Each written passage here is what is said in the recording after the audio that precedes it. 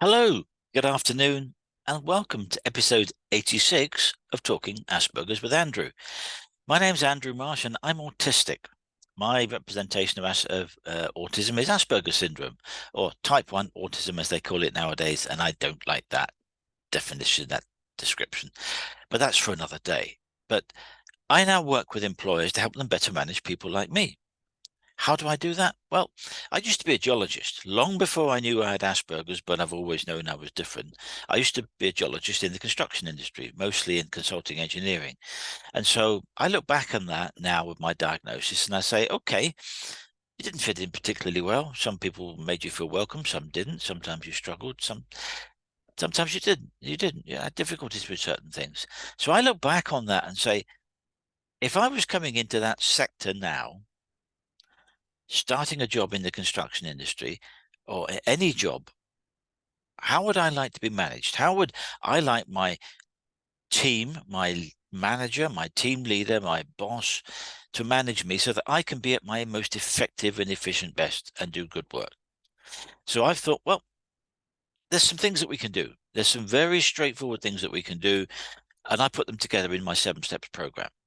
So what I'm going to talk to you today about is something that many people who have Asperger's syndrome have, and that is a very deep focus. What do I mean by that? Well, it means if you give us something to do, bam, that's it. We will be railway line focused on doing that thing all day. We're not going to be doing this, looking at our phone, listening to our phone, going ping, and oh, there's a Facebook message, or oh, there's a Twitter, or there's a Instagram, or there's a whatever the vogue of the day is. I'm not going to be doing that because you have given me a job, you've given me a task, and I am going to absolutely nail that task.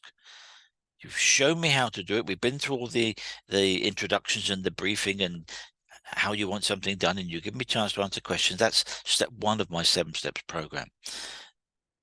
But I know what I'm doing. You've told me what I'm doing. You told me what you wanted, and you told me when you want it by. And that is my task. That's it.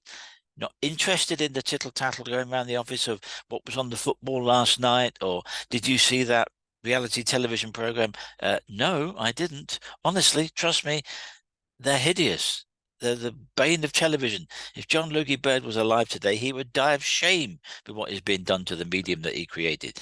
But that's another story. So I'm not going to be interested in who did what to whom and who got kicked off this program or that program, or there's my phone is pinged again and I must stop everything because that must be the most important thing in the world to me. Why my phone pinged? No, I am going to be doing that thing you gave me because that's my job. That's the task you've set me. That's the reason why I'm at work, is to do that thing. Do it well, do it on time. If I've got any questions, I will come and ask. Just make yourself available at some point so that I can say, just want to go over with you 1 or 2 points about what you've asked me to do. But other than that, leave me alone. It's like the wind-up toy. You've wound him up. You put him on the tracks. Let him go. Woomph, let him go, and he will chug away, working away, doing that thing. The railway train on the tracks that's a wind-up toy isn't bothered about how nice and pretty the signal box is. Isn't interested in anything else other than moving down that railway line at speed, doing what he's supposed to do, which is chugging along as a train, doing the thing that he's doing, which is being a train moving. That's what I do. That's what autistic people do. Many of them do. They are absolutely railway line focused on doing that thing you've given them to do. And that's it in a nutshell. But we'll go into it in a little more detail. Because I I know people who aren't railway line focused, and they are all over the place. Lord, look, there's something over there. I'm going to do that. Oh, hang on, I'm distracted by something over there, something over there. And I find that really difficult to cope with it because no, pick one thing and do it. You can only ever do one thing at once other than breathe and do what your body does, but that's all autopilot. When you're choosing to do something, you can only do one thing at once. So that's what I would do. I will do the one thing that you've asked me to do, bam, and I will do it till I've nailed it. Railway line focus, keep chugging away like the wind-up toy till we get to the end. Then it's great. You've done that. I'll have a look at it. That's great. Here's the next thing for you to do. Off you go with that. Wind the toy up again, put him on the railway line. Boom, off I go. That's how I work. That's how I do stuff. And people sometimes say to me, I don't know how you do that. And I say, well, it's not a choice. I don't decide today that I'm going to be really focused and crack on with what I'm doing. It's just the way that I am. It's the way I'm built. I write novels, and I can get up in the morning, have my breakfast, sit at my desk, write. Stop at 10 o'clock, grab a cup of tea, get back to my desk, write. Stop at 12 o'clock, have lunch, back to my desk at 1 o'clock, write. Stop at 3 o'clock, have a cup of tea, back to my desk, write. Stop at 5 or 6 o'clock, have dinner. That might be me for the day.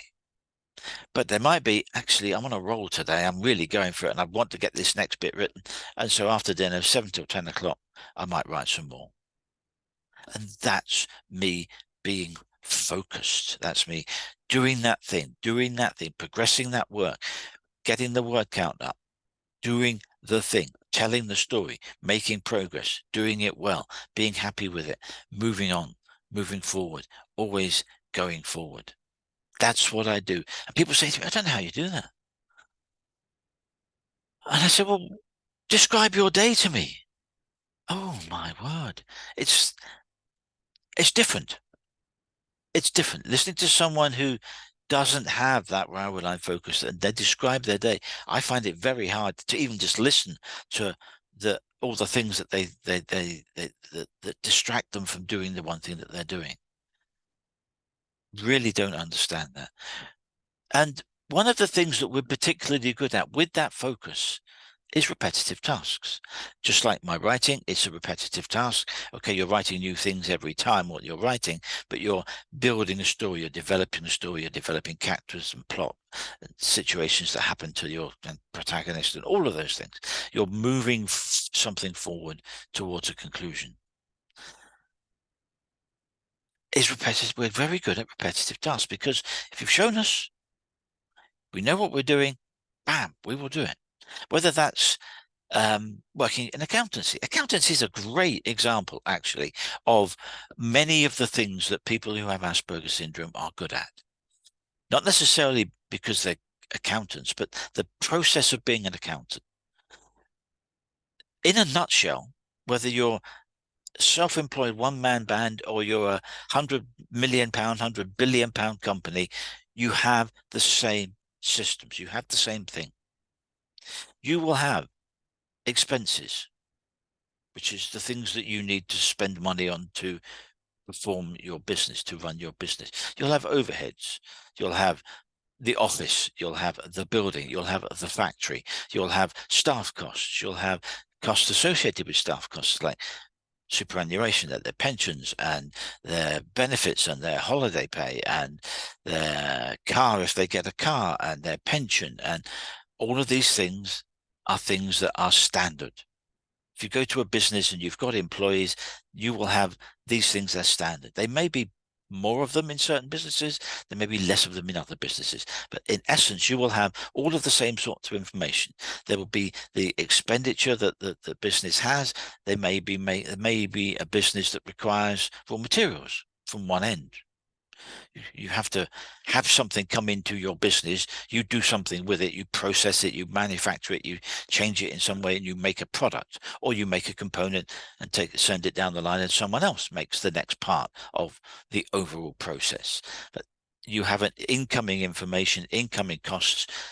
You do the thing, and then you sell it to your customers, your clients, or other businesses who are then taking it on and doing their thing with it. So you're part of a system. So all of those processes have numbers to them. They have costs, they have expenses, there are information that you present. So that in an accountancy situation, you're looking for the same things. You're looking for what are your general on costs, which is your building, your staff costs, all of those things. What did they expend to do that? So your salesman, he will have mileage on his car, he will have lunches with clients that he'll be booking through on his expenses. So those are things that get taken into account when they're reasonable for the business, for the function of the business, for the progressing and development of the business. And then you will have staff costs, all of those things, and then you will do the thing. So there's the there's the person who maintains the equipment that you use to do your part of the system, and then you sell it. So there'll be sales figures. There will be, we bought the raw materials in at £2 a cube. We did the clever stuff with it, and we sell it at £7.50 a cube. Providing all of your other business expenditure is less than the difference between the two, £5.50 a cube, you're making profit. If you can do that for £2 a cube, you're making £3.50 a cube profit. That's good. That's a good profit to make. It's not so good if you're spending £6 per cube to only sell it for £5 more than you bought it for. That's a loss of £1 a cube. So you need to know what your costs are so that you know how to price what you're selling to your customers and your clients. Excuse me one moment. So all of that process of finding the right information, categorizing it, putting it into your spreadsheet, analyzing it, etc., so that you have your profit and loss statements, that is what I'm saying is where the focus is for someone with Asperger's, because they're looking for certain things, they're putting all the data in the information into the spreadsheets, and bam, the numbers pop out. And you then use those numbers, prepare your report to your client. That's your balance of payments. That's your accounts for the year. That's how much it cost you to run it. That's how much you made on it. And there's a difference, which is hopefully a positive number. That's your profit. And you then pay your taxes on that profit. So people with Asperger's are very attuned to that processing of information. So accountancy is a great example for the logic and the consistency and the sameness, because one client, let's just take a situation. You've got a client, they employ 10 people, they turn over £1 million a year, and they make £75,000 profit. Okay, not bad.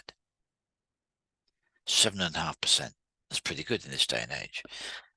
You will have all of that information in the system. You then have someone else who might be a one-man band, might be a therapist or a hypnotherapist or someone who works on their own. So they will have probably smaller amounts of expenditure. They may work from home. They may rent premises. They're looking at, again, you're looking at the same information. What did it cost to do? How much was it? How much did we spend doing it? And how much are we selling at the end of it? So that, and hopefully that second number is bigger than the first number. That repetitiveness, that looking for the same information, is really what people with Asperger's syndrome, some of them are very good at doing, because once they've been shown how to do it, set them off like the wind-up train that we said earlier, and away they go. They're looking for the same information. They know what the numbers mean. They know how to process it and present that to their client.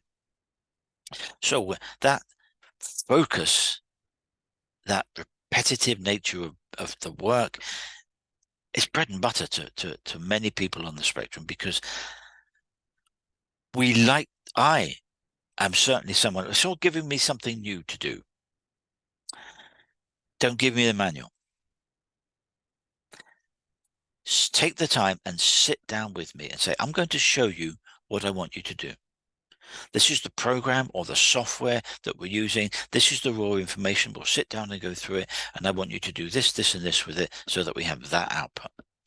I like to sit down and be shown. Once that's done, like the wind-up toy, boom. Let me do it a couple of times with you so that I just make sure that I've understood everything correctly. Then bang, off I go. Great. That's how we're good at repetitive tasks. We have that focus so that we're not distracted by whatever happened on the telly last night, what happened at the football, whatever. We want to do our work and we want to do it well. And then we want to get rewarded for that. We want to be understood and we want to be valued for doing that work.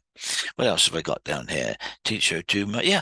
So um, the the focus part of Asperger's for me is one of my real strengths because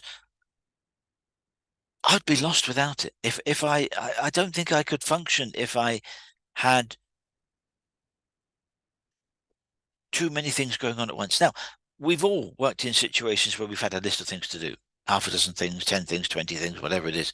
That's okay. I can cope with that because I will prioritize. Or I will sit down with my boss and we will prioritize. And so you might have 10 things to do on your list, but do you know what? 3 of those, we don't need to look at those for a month, 2 months. Don't worry about that. That's 3 off the list. We've got 7 things. Got to get this thing done today. Priority number 1. Those 2 or 3 things, them done by the end of the week. That leaves you 3 things to be done in 2 weeks' time, 3 weeks' time. So that you're always busy. You know what you're doing. You know what's coming up next. But you're not trying to do 7 things at once. And no one can do that. I have yet to meet anyone who says, yeah, I do 6 things at once and they'll come out brilliantly. They might have 6 things on their list and they get 6 things done in a week, but they weren't doing those 6 things at the same time for those 40 hours of the week. No, they were not. And if they say they were, maybe take that with a pinch of salt, eh?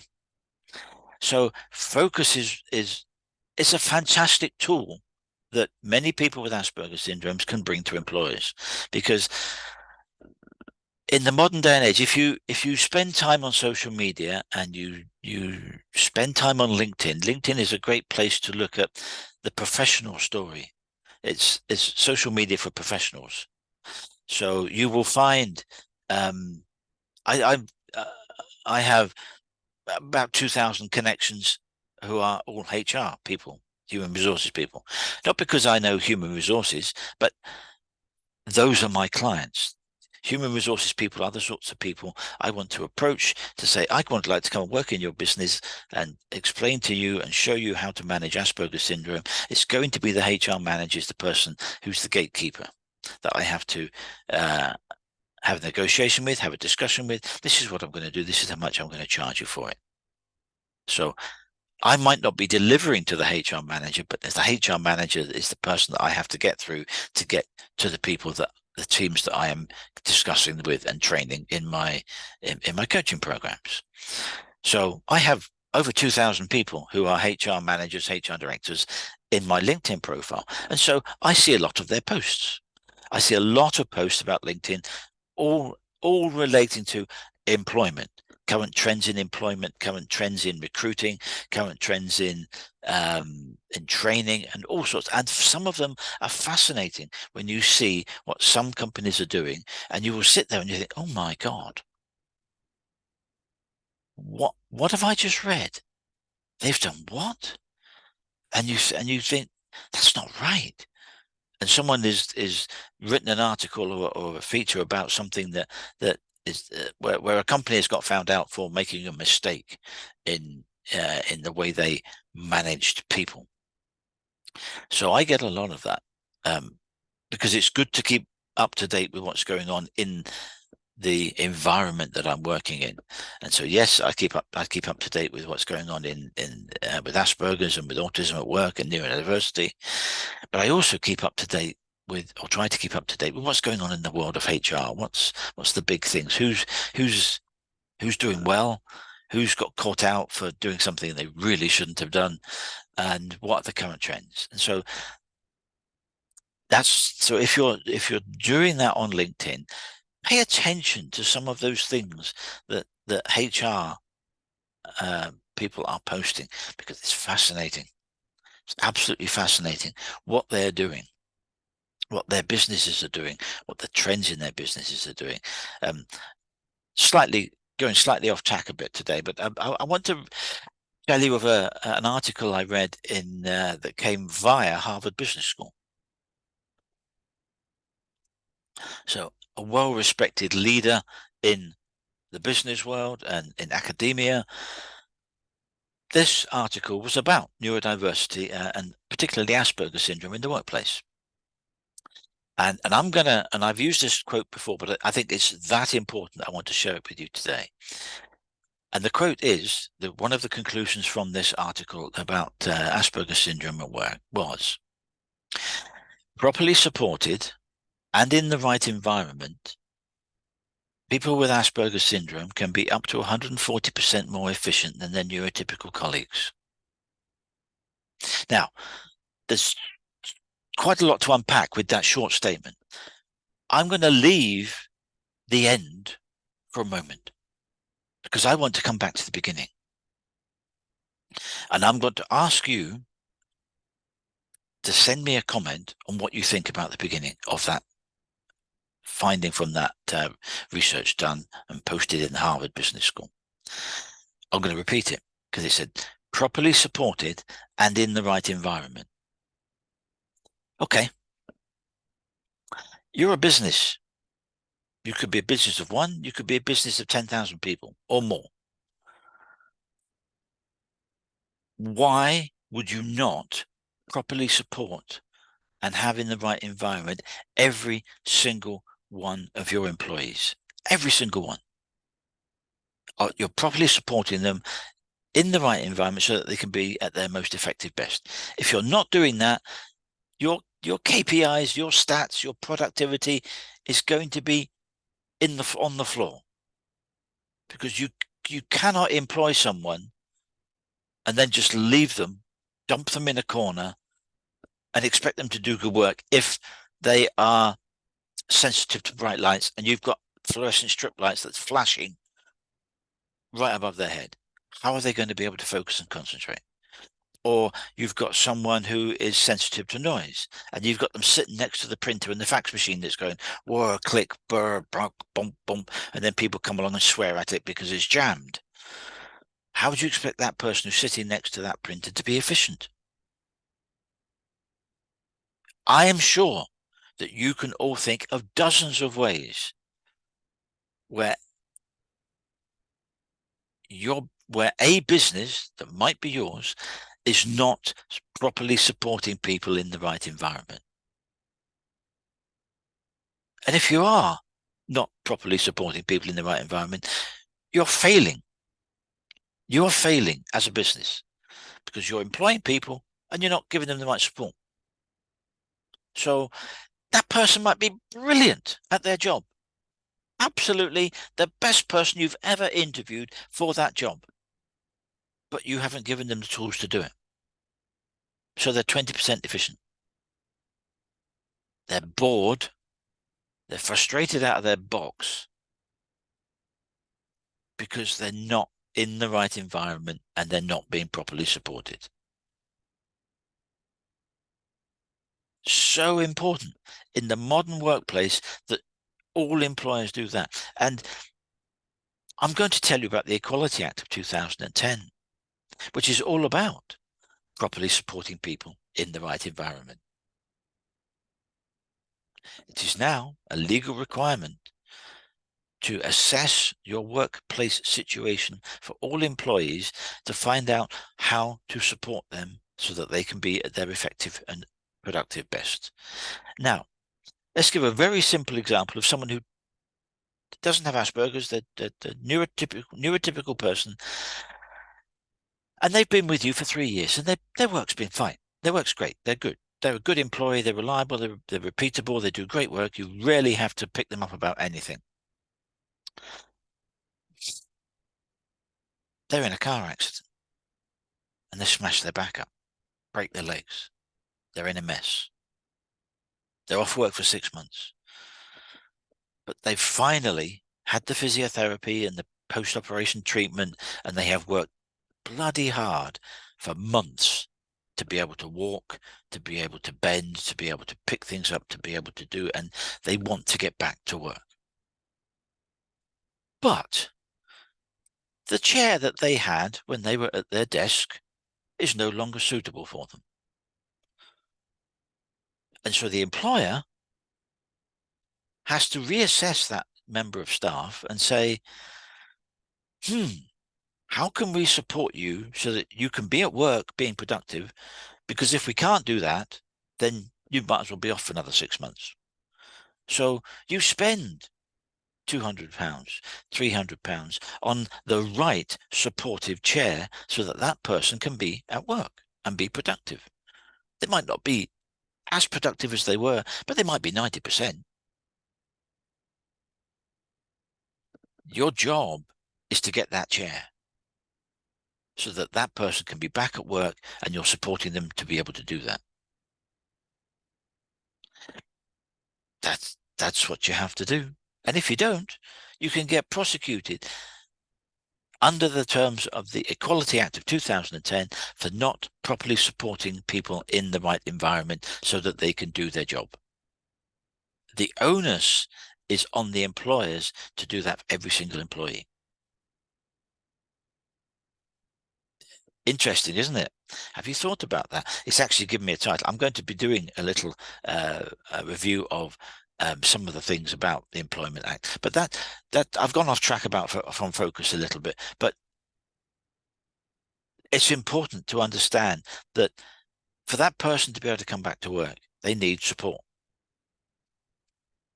And it's your job as an employer to do what is reasonable. They're called reasonable adjustments.